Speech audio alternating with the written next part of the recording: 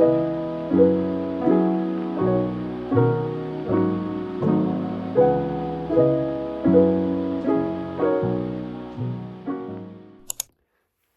ką, pagaliau ilgai lauktas rankinių vlogas ir bet rinkdama jums rankinės supratau, kad jisai bus ne vienas, o tikrai reikės kelti jį į 2, o gal netgi 3 dalis, nes rankinių yra tiek ir tikrai daug yra rankinių nematytų jums ir kiekviena turi savo istoriją, kurią aš jums dabar papasakosiu. Pradėkim galbūt nuo šitos rankinės Louis Vuitton. Čia buvo mano svajonių rankinė, dėl to, kad jinai yra labai patogi, talpi kiekvieną dieną ir jos yra istorija, kad jinai buvo sukurta kaip šampano rankinė.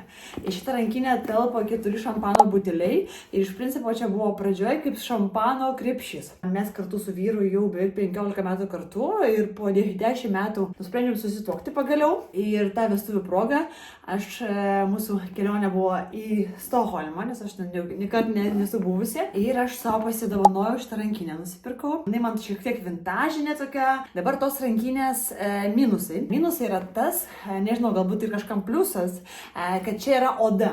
Ir kai jūs nusiperkat, jinai yra šviesi. Bet laikui bėgant nuo saulės, nuo drėgmės, nuo nešiojimo, jinai tamsėja ir paskui tokia būna jau visai tamsi. Bet vandens lašai lieka ir lieka tokie tokios kaip ir, nežinau, dėmelės. Matosi, čia nesimato, jeigu tarkim po lietum patenkat, nešvarumas, riebalas, purvas, tai čia gali matytis ant tos rankinės, bet šiek tiek suteikia jai tokio ir vintažo. Tai tarkim, kaip su dugnu yra.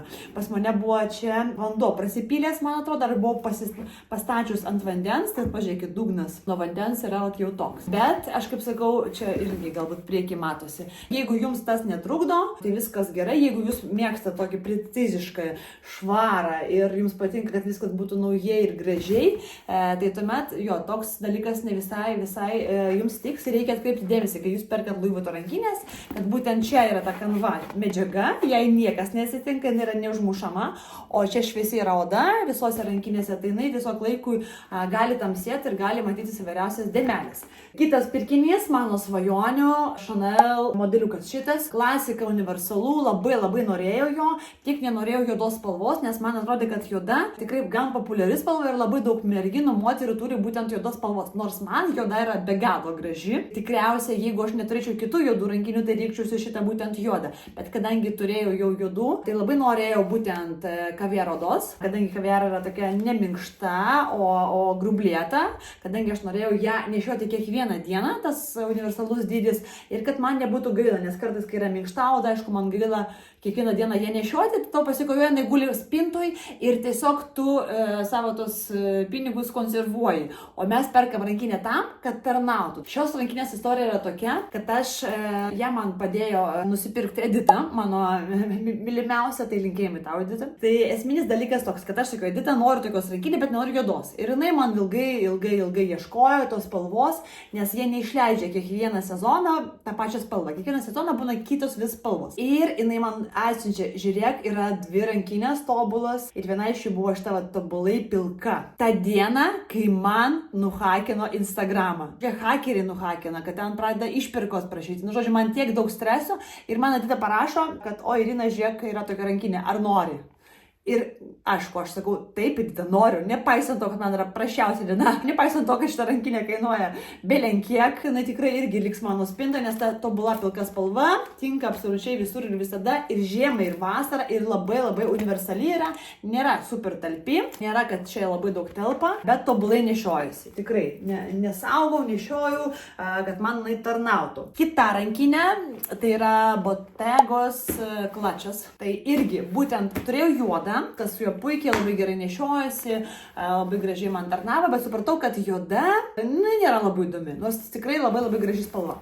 Norisi kažko tokio. Ir pamačiau būtent gyvatės rašto, nepaisant to, kad turėjau jau vieną gyvatės rašto rankinį, bet man tas raštas visą laiką yra kaip akcentas. Ypatingai, jeigu jūs nešiojate tos vienspalvius derinius, vienspalvius drabužius, pagyvina visą įvaizdį, suteikia tokio išskirtinumą ir įdomumo. Visur buvo išpirktas šitas klačas. Ieškojau gal metus laiko ir radau Londone, užėjus į Bottegos parduotuvę, paklausiau, ar turit, sako, turim.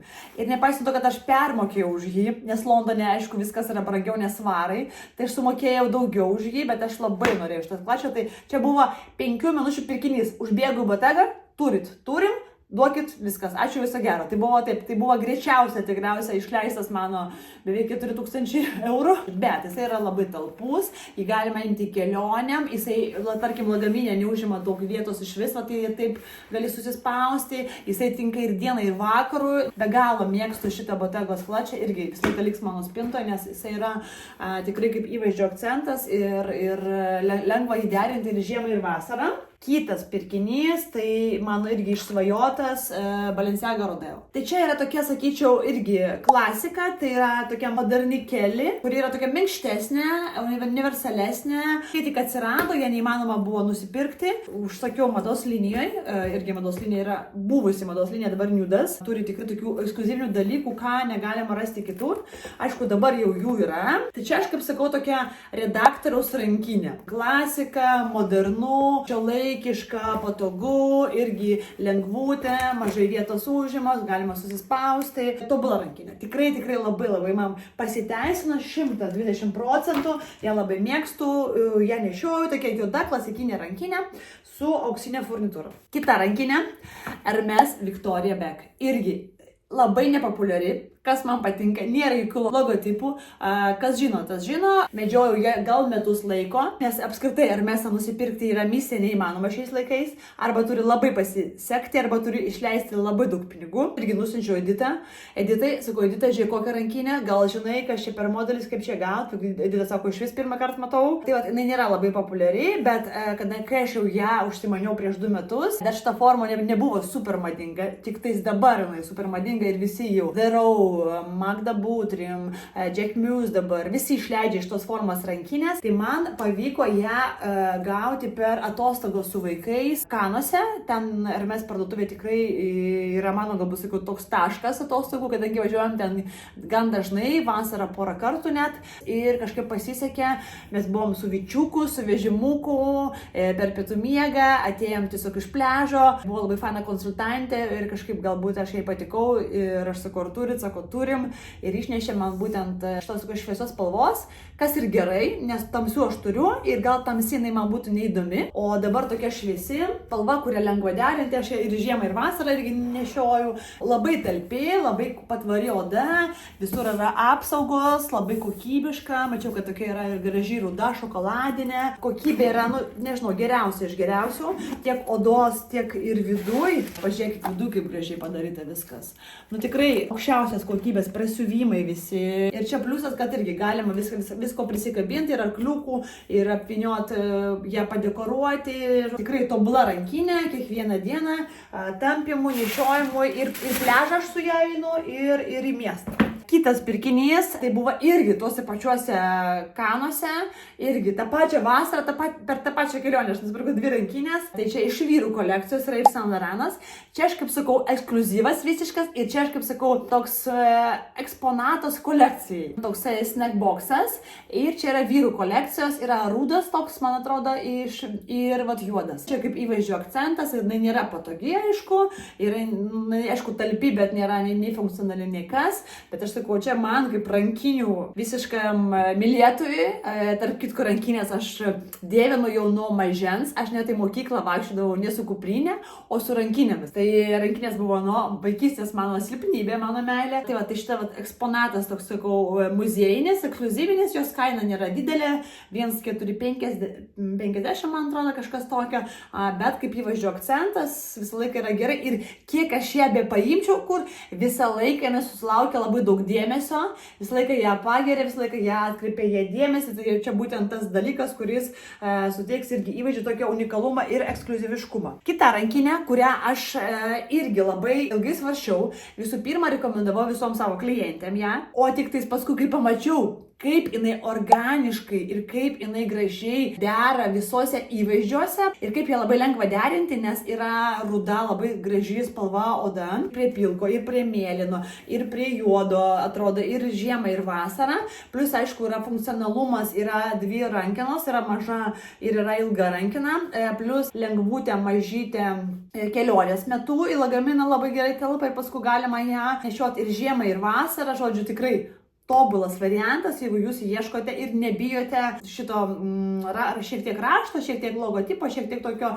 nenorit tos juodos rankinės, arba turit vieną jau juodą, tai norit antrą, tai šitas variantas man pasiteisino 120%. Tai aš ją įsigijau per Paryžiaus mados savaitę praeitą rudenį. Tai aš prisimenu, mes dar su Artūru keliavom į Gucci parduotuvę ir aš pasidariau savo šventę ir pasidovanojau tau šitą Gucci Jackie rankinę ir tokią pat dar turiu gyvatės raštą, apie kurią papasakosiu kitoj serijoje mūsų. Keliavam toliau ir dabar galbūt nebūsiu tokia populiari ir parodysiu jums mano seniai išsvajotą juodą klasikinę paprastą rankinę The Atiko. Aš labai mėgstu Atiko rankinės, pas mane tikrai jų yra nemažai. Čia tokios kitokios įdomios formos ir ją nusipirkau dėl to, kad buvo 50% nuolaida biuros ir 60% nuolaida, tai jinai man kainavo biuros 700 vietoj 2000. Tai juodas klačas yra ir rankinėlė, ir visada prie visko, tiesiog pasiemi ir vakarų, ir dienai, ir kelioniam, ir užsimeti. Tikrai fainas toksai rankinukas, paprastas, odinis,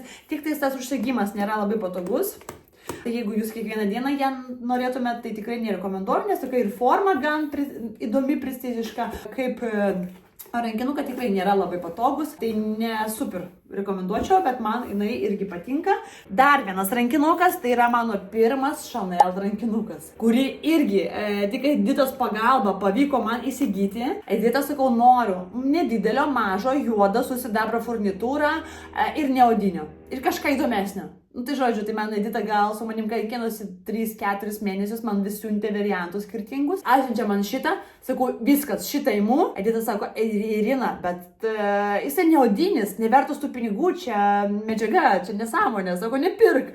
Sakau, ne, noriu būtent šitą. Jo kaina buvo, kai aš pirkau prieš daug metų, 3200, gal 200, man atrodo, eurų. Dabar žinau, kad šitas modelis yra pabrangęs. Labai lengva prižiūrėti. Tiesiog yra toksai, man atrodo, gal viduje dabar, yra įdėtas tokia kaip servetėlė, užsidėdė ant rankos ir jeigu kažkokie apsipukavimai ar kažkas, jo tiesiog taip surenki, patrini viskas ir jisai kaip naujas. Jį labai lengva derinti, tinka ir dieną, ir vakarai. Ir pažiūrėkit viduje, koks yra gražus mėlyna medžiaga, o ten yra viduje dar oda. Tai aš esu dabar surišusi, o čia savo taip surišau dvigubai, kad ta nebūtų labai ilga ir kad aš galėčiau taip iki pusės nešioti. Matosi gal. Tai tikrai, jeigu jūs irgi nemėgstate arba nenešiojat odinius rankinukus, tai labai rekomenduočiau būtent Chanel šitos medžiaginį jersey, man atrodo, taip vadinasi. Tikrai tokia moderni klasika, visada ir visur. Man labai jisai patinka. Parodysiu savo tokius eksponatus, kurie dar net kai kuriais net nebuvo išėjusi. Tai čia yra H&M kolaboracija su Rabanne. Čia visiškai ikoninis rankinukas. Aš jį pasirinkau kartais tokiems akcentams. Šventėje visą laiką reikia tų blizgučių. Ne visą laiką norisi to juodo klasikinio rankinuko, tai šitas blizgintis man pasiteisina. Ir tokius rankinukus aš nerekomenduočiau daug investuoti, nepirkti kažkokių prabangių, tiesiog pasiieškoti gal kolaboracijos kažkokios įdomesnės. Kitas rankinukas ant Aza Stores, Paryžių pirktas, satininis toks irgi vakarinis, man labai patinka prie kokios tiesiog ilgos juodos suknelės, paprastos, arba džinsų ir long sleevo, tokio moteriškumo priduoda kaip akcentas. Tuomet šitą rankinuką aš pirkau irgi Paryžiui, irgi su didelė nuolaida prieš 6-7 metus iš plunksnų prekės ženklo. Tai pasakysiu, man atsiskainavo 500, bet jam buvo 70% nuolaida, tai man atrodo gavosi apie 100 eurų, net prekės ženklo, kažkoks yra prekės ženklas prancūziškas. Almeida kažkoks. Man atrodo, aš pirkau Galerie Lafayette, toks vasariškas plunksnuotas rankinukas. Nedažnai su juo vaikšto, bet kartais išeinu. Ir dar vienas Pinko rankinukas, toks irgi satininis, man labai patinka satino rankinės, toks maišelis irgi, kuris prie džinsiukų, tiesiog prie balto long sleevo priduos įvaizdžių iš karto tokio šventiškumo. Aš ne tiek mėgstu galbūt per aksesuarus žaisti, kiek aš mėgstu žaisti per rankinės. Tai ką, čia yra tik pirma kolekcija kolekcija mano rankinių, dar laukia antra dalis jūs. Tai labai kviečiu užduoti jūsų klausimus, kas liečia rankinės, ką jūs galvojate, kadangi aš esu turėjusi dar gal tikriausiai 3 kartus daugiau iš tų rankinių, negu čia parodžiau. Kažkas panešiojau, pardaviau, kažkas pasiteisina, kažkas ne. Tai tikrai galėsiu jums patarti. Tai lauksiu jūsų klausimų komentaruose.